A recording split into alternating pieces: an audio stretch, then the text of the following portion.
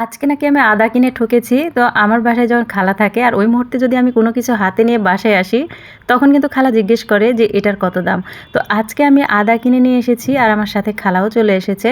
তো খালা আসছিল আর জিজ্ঞেস করতেছিল যে আদা কত করে কেজি নিয়েছি।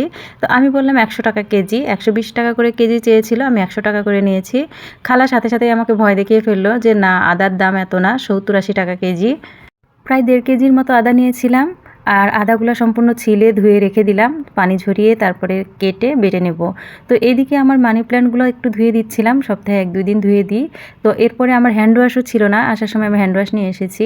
তো হ্যান্ড ওয়াশগুলো কেটে বোতলে করে রেখে দিচ্ছি। তো এর আগের একটা কথা বলি, আমি একটা ফুলের টব কিনেছিলাম। তো খালাকে শুধু আমি টবের দাম বলেছিলাম, ফুলের দাম কিন্তু বলিনি। তো আমি বলেছিলাম আমার এই টবের দাম ৬০০ টাকা নিয়েছে। খালা তো একদম অবাক, বলে কি এত টাকা দিয়ে আপনি নিয়েছেন, আপনাকে ঠকিয়েছে। তো এরপরে আমি চালগুলা ধুয়ে নিচ্ছিলাম, প্রথমে ভাতটা বসিয়ে দিব। আর অনেকগুলা কাজ করেছি সকাল থেকে, আর যেহেতু একটু বাহিরে গিয়েছিলাম, বাহির থেকে আসলেই কিন্তু সংসারে সব কাজ এলোমেলো হয়ে যায়। তো প্রথমে ভাতটা বসিয়ে দিচ্ছি। আজকে সকাল থেকে অনেক কাজ করেছি, আর আজকে দুপুরে তেমন রান্নারও প্যারা নেই, হালকা পাতলা কিছু রান্না করব। আমার বেবি যেহেতু মাছ খায় না, ওর জন্য একটু গরুর মাংস রেখে দিয়েছিলাম, ভাবলাম ওইটা গরম করে দিব আর আমি হালকা পাতলা কিছু একটা রান্না করে নেব। ভিডিওটা ছিল গত পরশু দিনের। তো আমার মেয়েটার বার্ষিক পরীক্ষা শুরু হয়েছে, ও পরীক্ষা দিয়ে এসেই খুব অসুস্থ বোধ করতেছিল। তো ওকে নাস্তা করিয়ে শুয়ে দিলাম, আর এই ফাঁকে ওকে দুধটা গরম করে দিয়ে আসলাম, যে গরম গরম দুধ খেলে একটু শান্তি লাগবে। তো ওকে শুয়ে দিয়ে এসে আমি আবার রান্নাবান্না শুরু করলাম। তো আজকে আমি টমেটো আলু দিয়ে ডাল চচ্চড়ি করব। ও বলেছিল ধনেপাতা দিয়ে মজা করে আমাকে ডাল চচ্চড়ি করে দাও, আমার কিছুই ভালো লাগছে না। তো ওর জন্য একটু ডাল চচ্চড়ি করে নিচ্ছি। আর ও যেহেতু মাছ খায় না, যার কারণে আমাদের বাসায় সবসময় একটু একটু মাংস থাকে ওর জন্য। তো একটু দ্রুত রান্না করব, যার কারণে আমি গরম পানি দিয়ে দিলাম।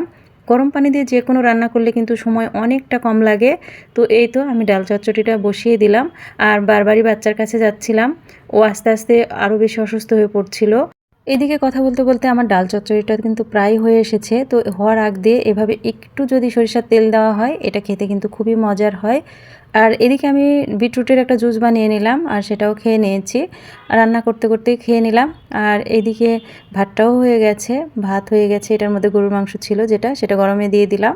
যদিও ওর মন চায় খাবে, না হলে এই ডাউল দিয়েই ভাত খেতে চেয়েছে, যার কারণে আমি রান্না করেছি। তো এই তো জিরা গুঁড়া দিয়ে নামিয়ে নিলাম। দেখুন কালারটা কত সুন্দর এসেছে। এটা দেখতে যেমন সুন্দর হয়, খেতেও কিন্তু খুবই মজার হয়। তবে মেয়েটা আমার বলেছিল বেশি করে ধনিয়া পাতা দিয়ে আমাকে ডাউল চচ্চড়ি করে দিবা। তো আজকে আমার বাসায় একটা ধনিয়া পাতাও ছিল না, যার কারণে আর দিতে পারলাম না। তো এই তো গরুর মাংসটা গরম করে নিয়েছি, ডাউল দিয়েছি, আর বেগুন ভাজি ছিল, সকালে বেগুন ভাজি করেছিলাম। তো ওকে দুপুরের খাবার দাবার খাইয়ে আমি আগে ওকে ঘুম পাড়িয়ে দিলাম, যে একটু ঘুম হলে হয়তো ভালো লাগবে। তো ওর গায়ে হাত দিয়ে দেখি হালকা জ্বরও ছিল, আর ঠান্ডাটাও আরও বেড়ে গেছে।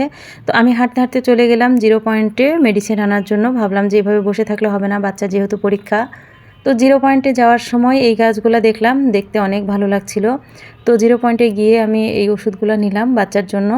ওষুধ নিয়ে বাসায় চলে এসেছি, বাচ্চাকে উঠালাম, এরপরে মশলা চা করে দিলাম বেশি করে আদা লং তেজপাতা দিয়ে। তো সবাই ভালো থাকবেন, আমার বেবিটার জন্য অনেক অনেক দোয়া করবেন। আল্লাহ হাফেজ।